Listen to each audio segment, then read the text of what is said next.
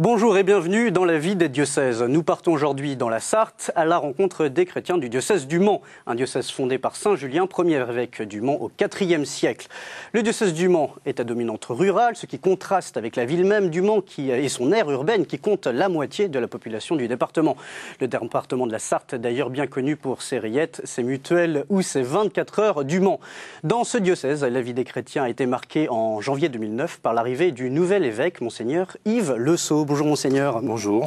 Alors vous êtes un jeune évêque, vous avez 50 ans, vous avez été ordonné en 1986 pour le diocèse d'Autun et vous êtes resté jusqu'en 1997, date à laquelle vous êtes parti à Bruxelles pour prendre en charge la propédeutique de la communauté de l'Emmanuel. Puis en 2002 vous êtes revenu en France, vous êtes alors à Paris, vous prenez la responsabilité des prêtres et séminaristes de l'Emmanuel sur Paris.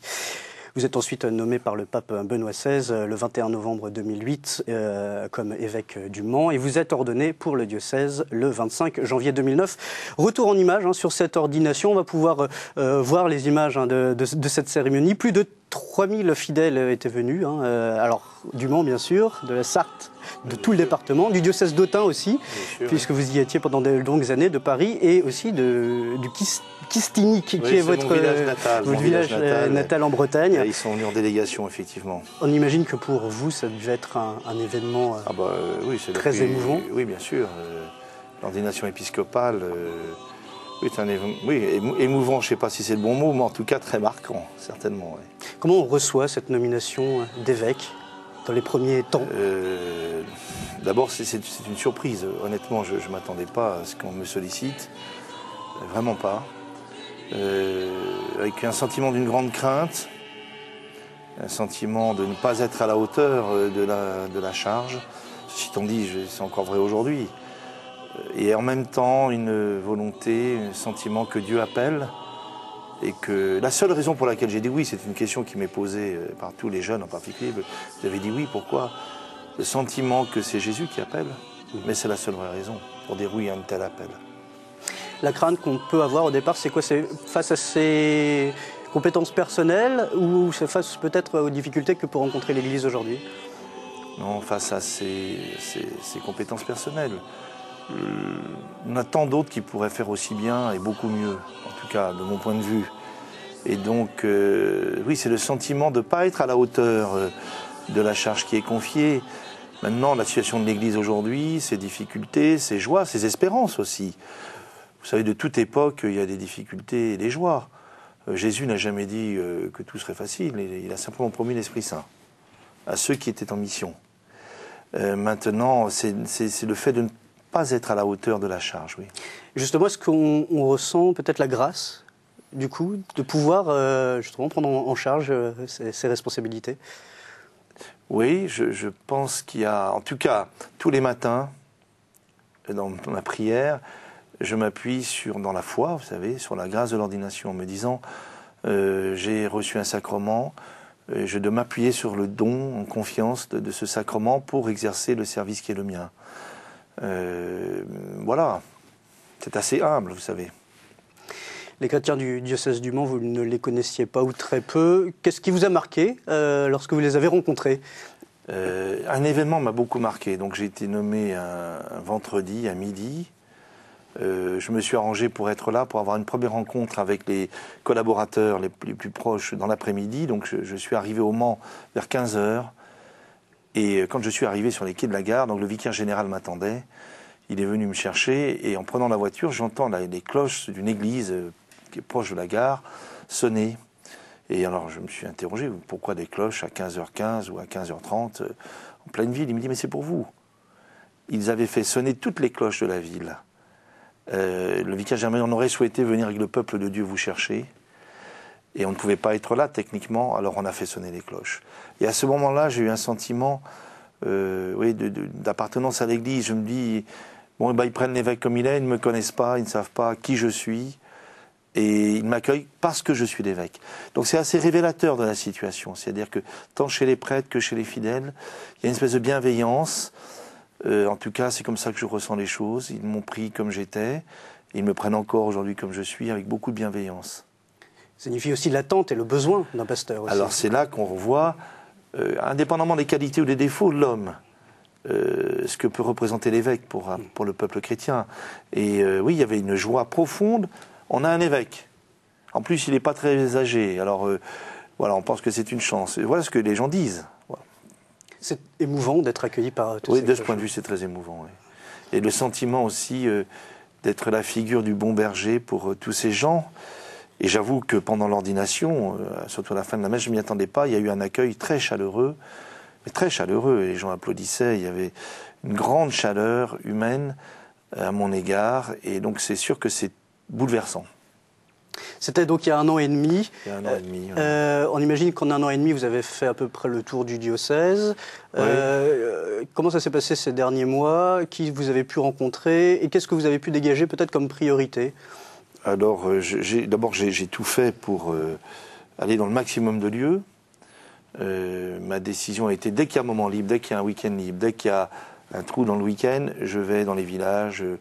Et selon aucun critère, j'ai invitez-moi. Oui, c'est pas des visites pastorales. Non, ce ne sont pas à proprement parler de visites pastorales. Il y en a qui sont prévues et préparées pour l'année qui vient. Mais j'ai fait le choix et je continue. C'est-à-dire que dès qu'il n'y a pas d'obligation, je serai à la cathédrale ou ailleurs, je suis dans les villages. Vous voyez, j'ai demandé. Qu'est-ce qui vous pousse à aller voir ces gens? C'est parce que, d'abord, c'est une grande joie. Ça, c'est une grande joie. Le matin, vous savez, le dimanche matin, vous vous levez, vous allez dans les villages, dans les petites villes. Il y a un accueil très chaleureux des gens. Et ça permet d'abord de voir les gens directement. Et ça permet aussi de leur parler directement. De manière très, très directe. J'ai fait aussi le choix, par exemple, de visiter toutes les écoles. J'ai eu une rencontre en début d'année avec tous les directeurs, directrices d'écoles, les petites écoles, les grandes écoles, enfin, qui dépendent du réseau de l'enseignement catholique. Et j'aurais dit, c'est pas compliqué, invitez-moi, trouvez-moi un prétexte, l'anniversaire du directeur, la fête patronale, peu importe. Mais je veux voir tout le monde, c'est-à-dire les profs, les enfants de la maternelle, les plus grands, les enseignants, bien sûr. Et petit à petit, je vais dans toutes les écoles. Alors ça va des petits maternels en passant par des débats avec les plus grands, la rencontre avec les profs. Mais ça, c'est vrai pour tous les mouvements. Donc je ne sais pas si j'ai rencontré tout le monde. En tout cas, j'ai vu beaucoup de monde depuis 1 an. Et j'ai essayé d'aller dans le maximum de lieux. Et j'ai bien l'intention de continuer comme ça, parce que j'en vois l'intérêt, même une fois que, je dirais, le tour du diocèse sera fait. Vous avez découvert une église avec une vraie vitalité? Oui. Alors, elle a ses questions. Vous avez fait allusion tout à l'heure, il y a la ville du Mans, l'agglomération du Mans. Oui, c'est ça qui caractérise. C'est la moitié de la population, c'est 290 000 habitants, enfin quelque chose de cet ordre. Plus le reste de la population, c'est-à-dire l'autre moitié, est répartie sur l'ensemble du diocèse, avec quelques petites villes dynamiques. Je pense à La Flèche, Sablé, Mamers en Nord, qui est par exemple en plus grande difficulté, même économique. Alors il y a une réelle vitalité, il y a des paroisses qui sont très dynamiques. Alors d'autres en milieu rural, il y a toute la question de la déchristianisation du monde rural. Il y a aussi, d'une certaine manière, toute la couronne du Mans, des milieux parfois plus populaires, où là il y a un vrai défi missionnaire. Qu'est-ce qui se passe aujourd'hui dans votre diocèse? Ça veut dire que les chrétiens se sont concentrés dans l'agglomération du Mans et que du coup les campagnes sont un peu désertées? Je ne dirais pas ça de cette manière. Vous avez des réelles communautés chrétiennes très vivantes dans les petites villes ou les moyennes villes. Là où il y a une question, mais c'est pas propre au diocèse de la Sarthe, c'est les zones plus rurales, où vous avez parfois des ensembles de villages où il n'y a plus de prêtres. Il reste des petites communautés chrétiennes. Alors l'idée, justement, c'est comment constituer des pôles. Alors je ne sais pas comment il faut les appeler, si c'est des doyennés, des secteurs, en tout cas, oui, des pôles de vie à trouver. J'imagine que dans les années qui viennent, il va falloir se mettre d'accord quand même sur les formulations et trouver quelque chose qui soit un peu commun. Ceci étant dit, peu importe. Moi, je pense en territoire missionnaire, en réalité. C'est-à-dire des pôles de vie chrétienne avec plusieurs prêtres. Alors, tout l'art, c'est d'articuler ces pôles un peu de visibilité ecclésiale forte, avec une présence de petites communautés chrétiennes, souvent sans prêtre, dans les campagnes. Alors comment articuler cette dynamique? Ça va être la grande question, justement, puisque là, vous parliez des zones rurales, et donc vous touchez les problématiques d'autres diocèses aussi très ruraux. Quelle est votre réflexion? Vous parliez de pôle, vous parliez de vie communautaire aussi. Est-ce que c'est des choses qui sont en train de se dessiner aujourd'hui dans le diocèse? Ou alors oui, c'est-à-dire des intuitions? On vient de réaménager, ou on est en train de le faire là, pour la rentrée prochaine, les paroisses du Mans et de ce qu'on appelle la couronne du Mans. En regroupant certaines paroisses, on garde les paroisses, mais elles vont fonctionner ensemble, ce qui n'était pas le cas forcément, en tout cas pas de cette manière, et avec une équipe de prêtres et de laïcs qui est chargée de ces ensembles. Alors, en faisant cela, ça me permet de dégager aussi quelques prêtres, parfois plus jeunes, pour faire des pôles de vie sacerdotale et chrétienne, ou de les renforcer en tout cas dans des villes moyennes. Je pense à une ville comme Mamers, on peut se permettre de nommer 3 prêtres relativement jeunes, parce que en réaménageant le centre-ville, voilà, il y a une plus grande disponibilité des prêtres. Vous parliez de communauté missionnaire, qu'est-ce que vous entendez par la mission aujourd'hui? De quelle mission il s'agit? Et face à ces nouvelles données, comment est-ce qu'elle peut être mise en place, cette mission? Et sur qui comptez-vous? Sur les baptisés d'abord. Je dirais, au bout d'un an, ça fait un an et demi, quand j'essaie d'analyser, je me dis au fond, j'ai 2 préoccupations fondamentales qui me traversent et qui sont là. Et la première, c'est comment faire en sorte que les chrétiens pratiquants, engagés, soient renouvelés, si c'était nécessaire, en tout cas une conscience de ce qu'est le baptême. Donc c'est-à-dire de la vie baptismale. Ce n'est pas être chrétien, c'est pas d'abord l'adhésion à des idées ou à une morale mais c'est l'adhésion à une personne. Et alors c'est vrai pour les chrétiens les plus engagés, sont conscients de ça. Mais il y a un certain nombre de pratiquants dont je vois bien, ils viennent une pratique religieuse tout à fait respectable. Mais est-ce que la relation à la personne du Christ est aussi claire que cela? C'est pas certain. Donc comment permettre, je dirais, aux habitués de nos églises une vraie expérience spirituelle, quelle que soit, je dirais, sa forme, mais qui permette une véritable vitalité de la vie chrétienne, déjà entre chrétiens. Alors, parce que je pense que c'est la condition de la mission. Et découle de cette conscience de ce qu'est le baptême, une dynamique missionnaire. C'est-à-dire que je pense qu'on ne pourra pas envisager la mission simplement avec des spécialistes, qu'ils soient prêtres ou même des laïcs dits spécialistes ou dégagés pour ça, même s'il en faut. J'imagine assez bien des laïcs missionnaires, même à temps partiel, très bien. Mais je vois bien que la préoccupation de l'évêque, c'est comment, au fond, réveiller la conscience missionnaire des chrétiens, de tous, de la petite grand-mère, de la petite dame qui ne peut plus faire grand-chose, mais qui est fidèle, jusqu'au cadre d'entreprise, ou l'homme très engagé, ou la femme, mère de famille. Comment tous participent de manière assez habituelle à la vie missionnaire. Je pense que c'est la seule avenir possible. Alors, Monseigneur Yves Le Sceau, vous avez été justement membre de la communauté de l'Emmanuel. Vous étiez responsable de la propédeutique à Bruxelles et puis au plan national. Après, vous étiez basé à Paris, mais vous avez eu l'occasion de voyager. Vous étiez responsable des séminaristes, des prêtres de la communauté. Est-ce que justement votre désir, votre impulsion missionnaire est puisée justement dans cette expérience de la communauté de l'Emmanuel? Certainement pour une part. En tout cas, j'ai été très marqué, je ne peux pas non seulement le nier, et puis ce ne serait pas juste. Le prêtre que je suis, l'évêque que je suis, est profondément marqué par cette expérience, oui, et par cette histoire.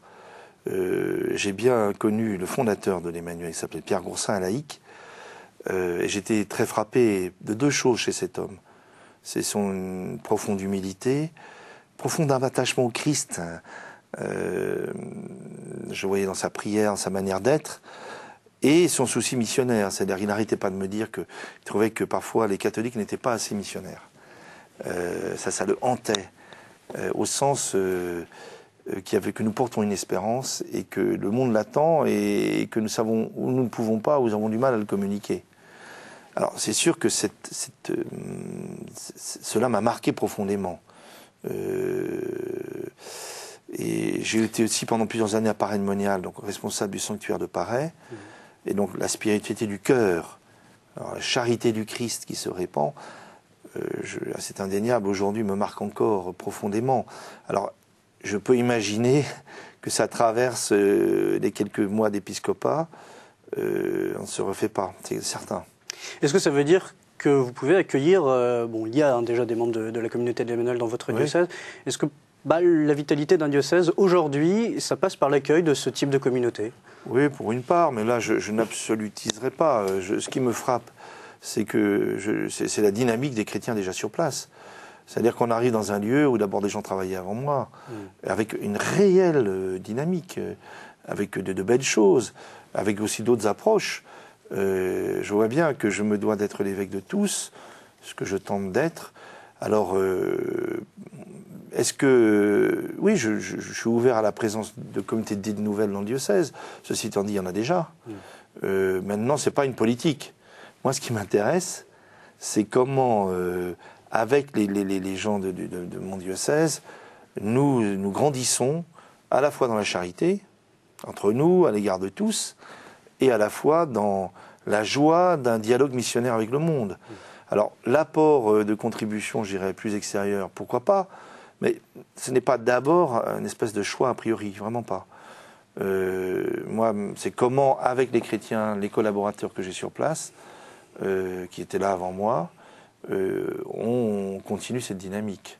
Alors cette impulsion missionnaire, elle s'est manifestée notamment cette année avec le lundi de Pentecôte et la fête des familles. C'était une décision que vous avez prise à votre arrivée. Vous êtes aujourd'hui très préoccupé, en tout cas, par la situation de la famille. Vous souhaitez créer des lieux, en tout cas, où les familles se rencontrent, et pas forcément des familles chrétiennes. C'est-à-dire que quand je suis arrivé, pendant l'ordination, et j'ai remarqué plusieurs choses. D'abord, j'ai vu qu'il y avait des familles, des jeunes familles. Et puis j'ai vu aussi qu'il y avait des jeunes. Il y avait les mouvements de jeunesse qu'on peut connaître ailleurs. Et c'est vrai qu'il y a une préoccupation pour moi qui est la question de la famille en général. On est face à une déstructuration de la famille avec des souffrances très grandes, très très grandes. Et donc c'est comment d'abord soutenir les familles chrétiennes, comment aussi aider ou comment dire qu'il est possible d'être heureux en famille. C'est même sans doute l'un des lieux structurants de l'existence humaine. Et donc comment donner ce message? Alors, et quand je pense famille, je pense à la famille telle qu'elle est aujourd'hui, parfois cassée dans tous les sens. Alors, l'idée m'est venue immédiatement de proposer une rencontre avec les familles. C'est très simple, le concept est très simple. Au bout d'un mois, j'ai proposé donc au service à pastoral familiale, j'ai dit écoutez, je voudrais rencontrer la famille. Alors, le thème, c'est l'évêque vous invite. Point. Pourquoi? Pour un temps familial. Alors, des grands-parents, des familles très unies, mais aussi des familles parfois en difficulté. Et donc, nous avons fait une première journée l'année dernière, le lundi de Pentecôte, avec les enfants, les grands-parents, les familles, avec deux aspects ou trois aspects. Un temps très de jeu, c'est-à-dire que le matin, on est donc sur une espèce de grand terrain d'athlétisme, de terrain de foot. Et on organise des jeux, les papas qui jouent au football avec leurs enfants. Pourquoi c'est important ce moment de détente?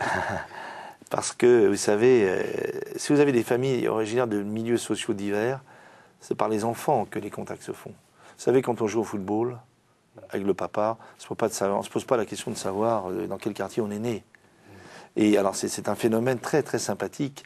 Alors, j'étais là, bien entendu, je recevais tous les petits, par groupe de 10 ou 50, avec des questions-réponses avec l'évêque, mais il y avait aussi des tas d'autres choses. Et puis après ça, nous avons fait une marche jusqu'à la cathédrale, en silence. Alors, ceux qui veulent prier, prient. Ceux qui veulent... Alors, c'est une marche assez courte, ça dure à moins d'une heure. Et puis là, c'est une célébration à la cathédrale, très belle. Et donc, on a recommencé l'initiative cette année. Ça a été un succès dans les deux cas. Et alors, l'idée pour l'avenir, c'est de délocaliser, c'est-à-dire faire des journées de ce type. Des espèces de temps, je dirais, familiaux, diocésains. Et donc, c'est aussi l'occasion d'un lien social. C'est d'abord, oui, les gens se parlent. Ça va au-delà du temps après la messe du dimanche, sachant qu'il y a des paroisses qui ont des initiatives remarquables déjà, de ce type. Et alors aussi, je vois bien que la présence de l'évêque, que l'évêque soit accessible et là, c'est-à-dire que je suis là tout le temps. Je joue avec les gamins, et puis il y a les prêtres du diocèse qui peuvent se libérer, qui viennent. Donc il y a un rapport très gratuit, et je vois bien que ce concept, beaucoup peuvent y entrer, c'est pas très compliqué. Bon. Puisqu'on a l'impression qu'il y a la vision chrétienne de la famille et qu'en définitive c'est assez hermétique et qu'au-delà de cette vision-là, c'est peut-être difficile d'accueillir. Alors nous aimerions faire dans l'année qui vient, mais c'est pas si simple à mettre en œuvre. C'est une rencontre sur la famille, mais qui soit pas simplement un congrès de la famille chrétienne, mais qui soit qu'on puisse s'adresser, parler, dialoguer sur la question de la famille, avec tous ceux qui ont quelque chose de droit, d'exigeant, justement, c'est possible à dire, mais avec aussi la parole de l'Église. C'est-à-dire, j'imagine très bien des tables rondes ou des conférences sur l'éducation, sur je ne sais quoi, la sexualité, mais aussi au milieu de tout ça, la parole dans son exigence, dans sa beauté de l'Église, mais dans un dialogue avec d'autres à condition qu'ils acceptent ce dialogue. Mais en tout cas, il y a une espérance pour la famille. Alors, c'est un peu vrai pour les jeunes, vous voyez. Les jeunes qui se retrouvent régulièrement au festival, au Festi-Jeunes. Ouais, c'est-à-dire qu'il y avait déjà des initiatives de ce type qui existaient dans le diocèse. Seulement en arrivant, moi, vous savez, je regarde, j'ai vu qu'il y avait des jeunes et différents mouvements. Et vous savez bien, dans l'Église de France, on a toujours un peu de mal entre les scouts de telle famille, les scouts de telle autre famille, le MEJ, la JOC. Alors, il y a des initiatives de mouvements tout à fait remarquables. Mon idée, c'était simplement de dire à un moment, je mets tous les jeunes ensemble. Et je vois bien ce qui est fédérateur, c'est l'évêque. En disant, voilà, la première fois, je leur avais dit, écoutez, j'ai 3 exigences. J'avais en face de moi tout le type, un panel des jeunes chrétiens dans un diocèse, qui n'avaient pas l'habitude de se retrouver ensemble. Et je leur dis, j'ai 3 exigences, simplement. Il y aura l'Eucharistie, certains discutaient, est-ce qu'il y aura l'Eucharistie? Je dis, c'est un dimanche, l'évêque est là, il y aura l'Eucharistie. Deuxièmement, je veux leur parler. Laissez-moi la parole, je veux parler aux jeunes directement pendant 1 heure. Et troisièmement, je veux 1 heure de silence complet, pour tout le monde. Je veux qu'ils partent seuls, en silence, et qu'ils fassent l'expérience du silence. Et d'ailleurs, c'est le silence qui a le plus marqué. Parce que beaucoup de jeunes ont du mal à découvrir l'intériorité. Vous voyez, alors, c'est des petites initiatives, sans prétention, mais je vois qu'elles ont un certain effet. Monseigneur Yves Le Sceau, comment parler du diocèse du Mans sans parler des 24 heures du Mans? Vous êtes invité à participer, sûr, vous allez même célébrer la messe sur le circuit, pratiquement voilà, à côté des voitures. Pour vous, ça doit être une expérience assez extraordinaire de voir que l'Église est aussi au cœur de cet événement. D'abord, il faut voir que les 24 heures du Mans représentent pour le département quelque chose de très très important. Donc c'est pas simplement une course de voiture, c'est un lieu de lien social très très important. Toutes les familles de la Sarthe sont concernées. Donc l'évêque est invité. Donc bien entendu, j'y suis allé l'année dernière et je vais y retourner dans quelques semaines. Vous avez même fait un circuit oui, j'ai eu le droit, 350 j'ai eu le droit avant le départ, un quart d'heure avant le départ, à un tour de piste à 300 km/h. Ce qui a fait monter ma cote chez les jeunes. Parce que de savoir que l'évêque avait fait ce qu'eux n'ont pas le droit de faire était très, très intéressant. D'autre part, il y a depuis une tradition qui remonte à de longues années de la présence des scouts de France sur le circuit. Et alors je rencontre des scouts qui sont là, il y a plusieurs centaines de scouts qui sont présents en uniforme et qui rendent service. Et puis il y a effectivement l'Eucharistie du dimanche. Alors, vous célébrez la messe avec les voitures en arrière-fond, vous savez, qui tournent. Et l'année dernière, à la sortie de la messe, j'ai entendu un papa, il y avait une famille qui était là, qui expliquait à son fils, tu vois, on peut être passionné de voiture et aller à la messe de dimanche. Monseigneur Yves Le Sceau, il nous reste une toute petite minute. On va conclure avec l'international, en tout cas l'européen, puisque vous êtes jumelé avec un diocèse allemand, le diocèse de Paderborn, donc dans la province de Munich, je crois.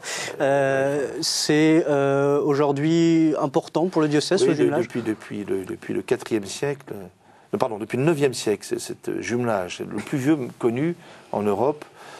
Et qui a perduré au cours de l'histoire et qui est très important au sens que, d'abord c'est une question ecclésiale, de communion entre églises différentes, qui a été très important après la guerre, entre autres pour la réconciliation franco-allemande. Et aujourd'hui, il y a un lien très très fort entre ces deux diocèses et qui marque l'histoire locale. Vous allez donc faire en sorte qu'il y ait une messe en allemand qui soit dite chaque année dans votre diocèse. Depuis mon arrivée, j'ai proposé que l'archevêque qui vient tous les ans préside une des écuries Eucharistie en allemand, voilà, pour donner droit aussi à cette tradition. Monseigneur Yves Le Sceau, un grand merci. Nous étions ravis de vous recevoir dans cette émission de la vie des diocèses. Alors pour avoir plus d'informations sur le diocèse du Mans, vous pouvez vous rendre sur son site internet. L'adresse s'affiche en bas de votre écran. Quant à nous, on se retrouve la semaine prochaine pour une nouvelle destination. Vous pouvez dès à présent retrouver cette émission sur notre site internet www.kto.tv.com. À très bientôt sur KTO.